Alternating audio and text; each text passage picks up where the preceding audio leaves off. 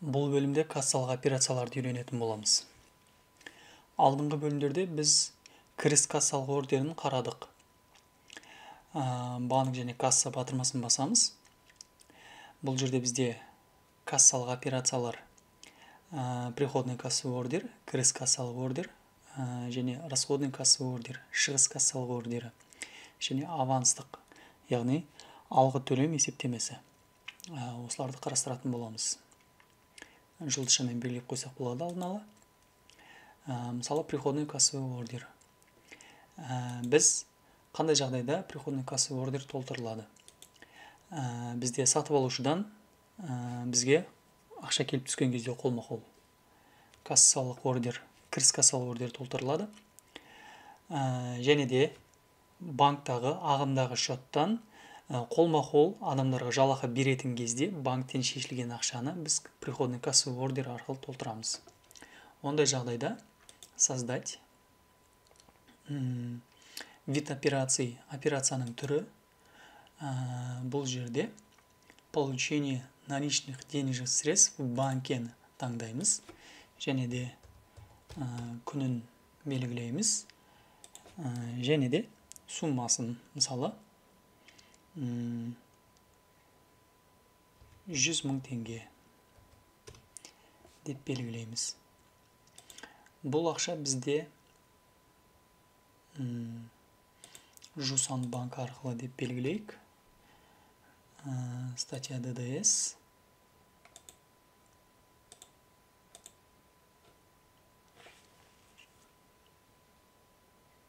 Создать.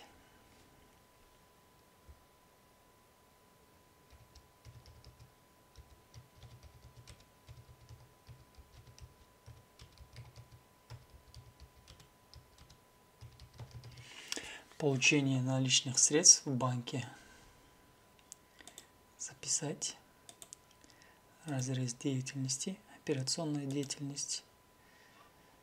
Записать. Закрыть.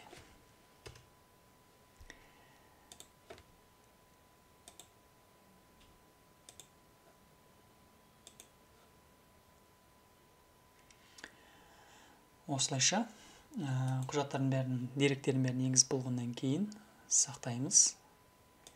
Печать, приходный кассовый ордер. Осыны басып шығарып, кассалық книга, касса кітабына толтырып қоямыз деректерді.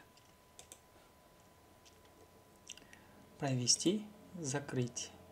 Осылайша банктен келген, ағымдағы шоттан келген ақшаны енгіземіз. Ендігі кезекте бізде шығыс кассалық ордерлар. Бұл қандай жағдайларда толтырылады?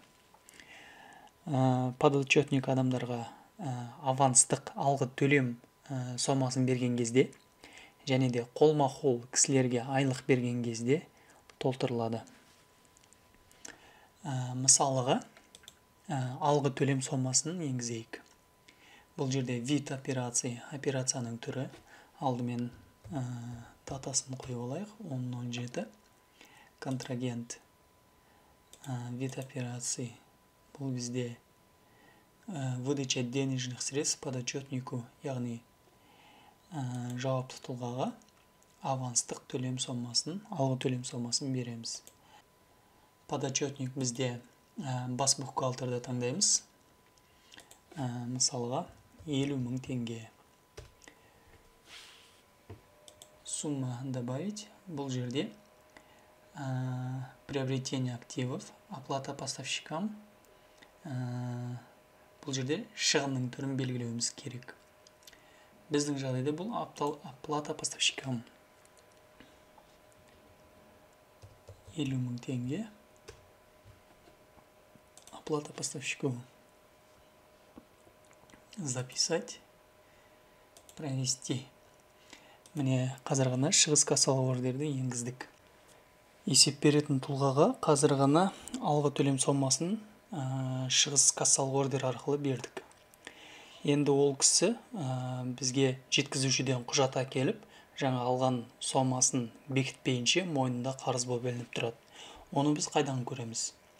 Ол үшін отчеты, оборотная сальдовая ведомость, бұл айналымдық қалдықтық тізімдеме деп аударылады. Осыны басамыз. Және де аралықты таңдаймыз. Бізге датасы сформировать. Мына жерден қарайтын болсақ, есеп беретін тұлғаның бізге әлі соманы нақты жаппағаны көрініп тұр. Ендігі кезекте жеткізушіден құжатта алып келген кезде біз міндетті түрде алғы төлем есептемесін жасауымыз керек. Ол авансовый отчет. Ол үшін банк және касса, авансовый отчет басамыз. Создать. Датасы 10 күні берсек, шамамен 1-2 күннен кейін құжатты алып келді деп есептейміз. Шамамен 12 шілде. Подотчетное лицо, есеп беретін тұлға, бұл бізде Сержанов Ержан Құлжанұлы. Бұл жерде ТМЗ-ны таңдаймыз. Мысалы 92 маркалы бензин алып келді. Құжатын алып келді. Мұндай жағдайда показать все. Товары. Жаңа номенклатура енгіземіз. Создать. Бензин 92. Единица измерения. Бұл жерде бізде литр болады. Создать. Литр. Бұл жерде литр.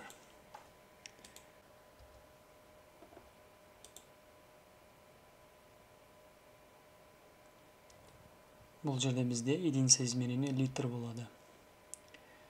Литр бірінші қатарға, екінші қатарға толтырдық. Записать, закрыть.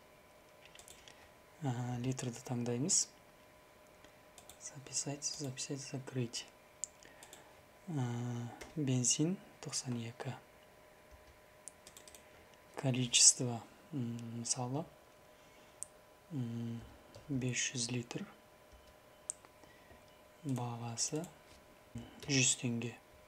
500 литр бағасы 100 теңге. НДС, без НДС. Поставщик бізде жаңа контрагент енгіземіз. Заңды тұлға. Создать. Бізде болады ТО Жанармай. Толық атауы мына жаққа қысқартып жазсақ болады. Жанармай ТО. Бейнін ойдан құрастырып жазамыз. 20, 31, 52, 41, 07, 85. Записать, закрыть.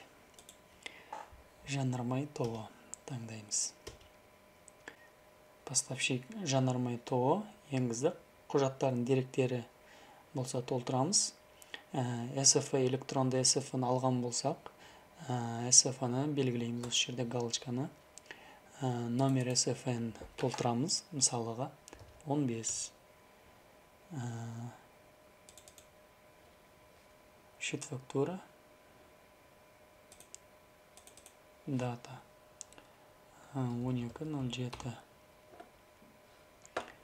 Осымен провести, закрыть. Осыменен авансовый отчет, яғни алғы төлем есептемесі жабылды. Егерде оборотно-сальдовый ведомости қайтадан ашып қарайтын болсақ, есеп беретін тұлға бізге құжатты әкеп тапсырғаннан кейін ол мойнындағы қарызы жабылды. Кассалық операциялар бәрі аяқталғаннан кейін, жұмыс уақыты біткен уақытта біз кассалық кітапты принтерден басып шығаруымыз керек. Ол үшін банк және касса, кассовый книга, және де біз период аралықты таңдаймыз. Мысалы 10 шілде күні сформировать. Міне, бұл есепте біздің келген ақшаларымыз және де кеткен шығындарымыз барлығы көрсетіледі. Және де алғашқы қалдық және соңғы қалдық барлығы көрініп тұрады. Осыны принтерден басып шығарып, регистрге тігіп қоямыз.